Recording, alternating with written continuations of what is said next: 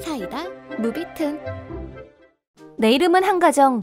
남편 오사인과 5살, 1살이 된 2딸이 있는 전업주부이다. 큰딸 리사는 밝고 활발한 성격으로 남편과 밖에서 뛰어노는 걸 좋아하는 유치원생이고, 둘째 리아는 이제 막 걷기 시작한 아기여서 잠시도 눈을 뗄 수가 없다. 어린 딸 둘을 키우는 일은 여간 체력이 필요한 일이 아니라 날마다 탈진 상태이지만 그래도 행복한 나날을 보내고 있었다. 어느 날 큰애 유치원에 들러서 픽업을 한 뒤 아이들을 데리고 백화점에 들른 적이 있었는데 그날 사고가 일어나고 말았다. 아침부터 기분이 안 좋은지 계속 칭얼대는 둘째 딸을 열심히 달래고 있었는데 처음 보는 여자가 환한 얼굴로 나한테 다가왔다. 그리고는 나한테 "시끄러워 죽겠으니까 그만 좀 집에 가지?" 라며 소리를 질렀다. "죄송해요. 오늘따라 유난히 애가 보채네요." "여기가 자기 집 안방인 줄 알아? 이래서 민폐만 소리를 듣는 거야. 애 좀 조용히 시켜. 아니면 당장 집에 가든가." 여자가 너무 험악하게 몰아세우는 바람에 그 기세에 밀려서 이상하게 작아져 버린 나. 그러자 나를 보고 있던 큰애까지 금방이라도 울 것 같은 얼굴이 됐다. 엄마. "괜찮아. 아무 일도 아니야." 나는 주변 사람들한테 시끄럽게 해서 죄송하다고 가볍게 사과한 후 서둘러 쇼핑을 마치고 집으로 가려고 했는데 집에 가기 직전에 화장실에 가고 싶어졌다. 다행히 작은 애도 울음을 멈추고 기분이 좋은 상태였다. "어떡하지? 리사야, 엄마 잠깐 화장실 다녀올 테니까 리아 잘 보고 있어?" 응, 엄마.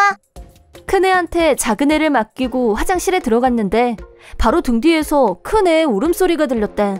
놀라서 화장실에서 급하게 뛰어나왔는데 아까 그 여자가 큰애가 울면서 여자한테 달려들자 냅다 발로 차버리더니 작은 애를 계단에서 떨어뜨리려고 하고 있었다. "리사야! 리아야! 시끄러워! 다시는 여기서 못 떠들게 할 거야! 지금 뭐 하는 거예요?"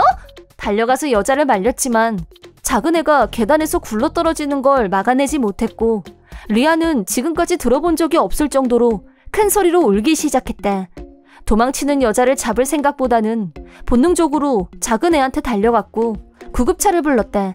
구급차는 잠시 후에 도착했고 작은 애를 태워서 병원으로 향했다. 우리 주변으로 사람들이 몰려들고 구경꾼들로 난장판이 벌어졌지만 그땐 그런 건 하나도 눈에 안 들어올 정도로 나도 제정신이 아니었다. 병원에서 검사를 받은 결과 다행히 심한 부상은 없어서 생명에 별다른 지장은 없다고 했지만 온몸에 타박상을 입었고 갈비뼈에 골절상을 입었다. 경찰에 신고해서 범인을 찾아달라고 부탁했지만 범인을 잡는 일이 생각처럼 쉬운 게 아니었다. 나는 그날 받은 충격이 너무 커서 그 뒤로는 아이들을 데리고 밖에 나갈 엄두가 나지 않았다. 원래는 애들을 데리고 공원이나 게임센터 등 아무데나 다 가고 다 즐겁게 놀았었는데 그 사고 이후로 외출을 기피하게 된 나를 보면서 남편도 걱정을 많이 했다. 남편은 쉬는 날이면 아이들을 데리고 공원에 가서 놀아주고 전보다 더 열심히 아이들을 챙겼다. 학창시절에는 육상을 해서 전국체전에 출전한 적이 있을 정도로 달리기를 잘했던 남편은 아이들과도 밖에서 뛰어노는 걸 좋아했다. 아이들도 아빠와 함께 밖에서 열심히 뛰어놀면서 사고당했을 때의 공포심을 조금씩 잊는 것 같았다.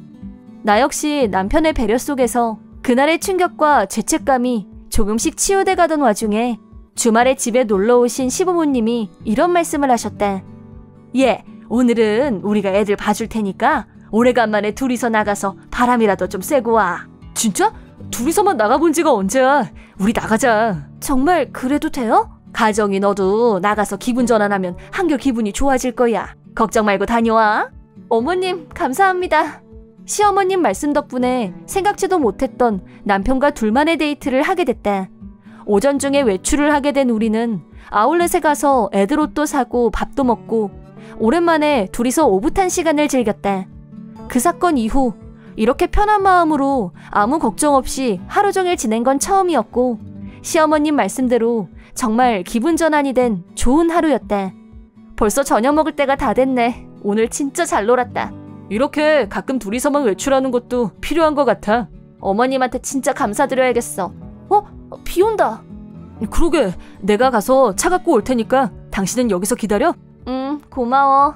남편이 차를 가지러 간 사이 나는 짐을 들고 입구에 서서 기다렸는데 그때 낯익은 여자를 발견했다. 저 여자는... 그 여자는 우리 리아를 계단에서 굴러떨어지게 한 바로 그 틀림없는 범인이었다. 범인을 확신한 순간 그날의 분노가 다시 살아났다. 나는 고동치는 심장 박동수를 억누르면서 망설임 없이 그 여자를 향해 다가갔고 여자의 팔목을 잡았다. 범인도 내 얼굴을 본 순간 놀라는 것 같았다. 당신 그때 백화점에서... 네, 우리 딸한테 무슨 짓 했는지 기억하죠? 이 손 안 나? 어딜 자꾸 난리야! 그러더니 내 팔을 확 뿌리치면서 있는 힘껏 나를 밀쳐냈다. 바닥에 쓰러진 나는 발목에 통증을 느꼈지만 얼른 다시 일어나서 미친 듯이 범인을 쫓아갔다. 그때 남편이 나를 따라왔다. 영문도 모르고 무조건 나를 따라 같이 뛰어온 남편한테 간략하게 상황을 설명했다. 저 여자 그때 리아 계단에서 떨어뜨린 여자야. 확실해? 내가 그 여자 얼굴을 잊었을 것 같아? 나한테 맡기고 당신은 차에서 기다려. 남편은 속사포처럼 뛰어서 여자를 뒤쫓았고 나는 뒤에서 그 모습을 지켜봤다. 달리기가 빠른 남편은 금세 여자를 쫓아갔고 팔을 꽉 잡았고 절대 놓치지 않았다. 남편이 여자를 잡은 걸 본 후 경찰에 바로 신고했다.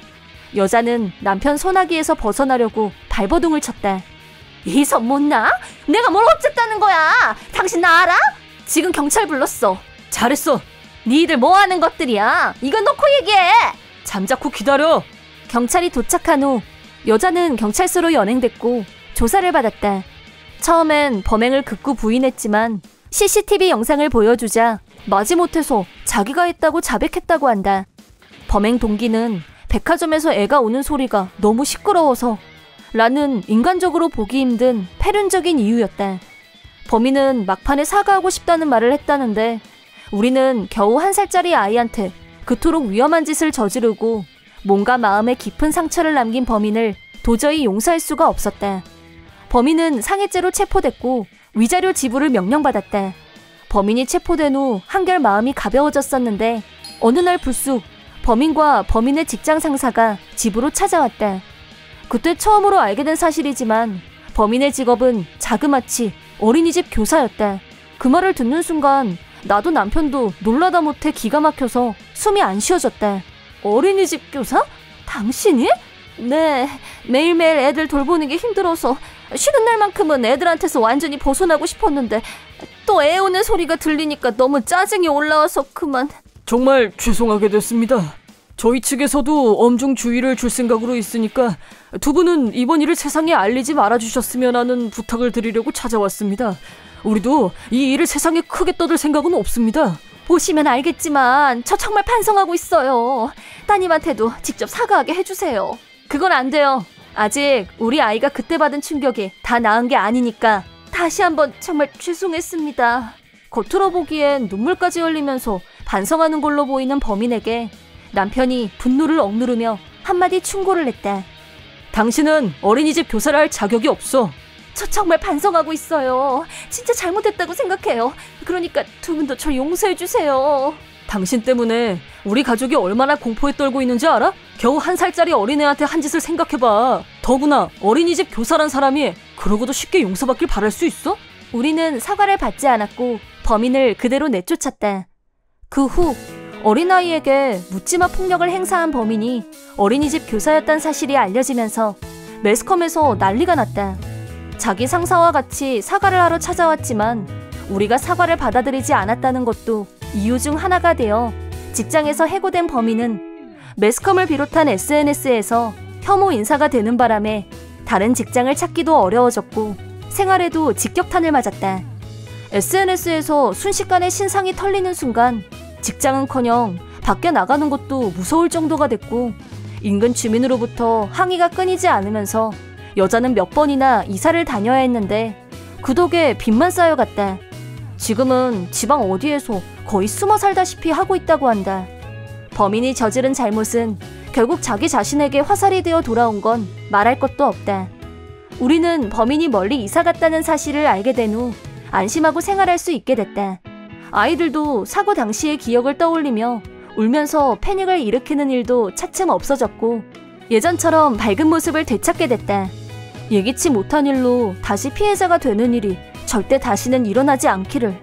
그런 사이코가 다시는 나타나지 않길 바라고 바랄 뿐이다. 이번 영상은 어떠셨나요? 재밌게 보셨다면 구독, 좋아요에 댓글까지 달아주시면 감사하겠습니다. 그럼 다음 영상에서 만나요.